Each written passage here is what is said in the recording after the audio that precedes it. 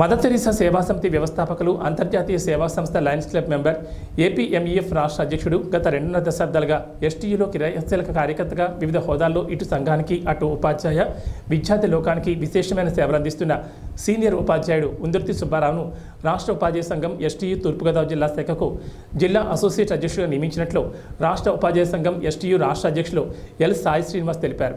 జిల్లా పర్యటనలో భాగంగా రాజమహేంద్రవరం ఇచ్చేసిన సందర్భంగా ఎస్టీయూ రాష్ట్ర అధ్యక్షులు సాయి శ్రీనివాస్ మాట్లాడుతూ ఎస్టీయూ తూర్పుగోదావరి జిల్లా శాఖ అధ్యక్ష ప్రధాన కార్యదర్శులు డేనియల్ బాబు మరియు లక్ష్మణ్లు అందించిన నివేదిక ప్రకారం ఉందుర్తి సుబ్బారావును ఏకగ్రీవంగా ఎన్నుకున్నట్లు తెలిపారు. ఈ సందర్భంగా రాష్ట్ర అధ్యక్షులు ఎల్ సాయి శ్రీనివాస్ నూతనంగా ఎన్నికైన సుబ్బారావుకు పుష్పగుచ్చం అందజేసి శుభాకాంక్షలు తెలిపారు.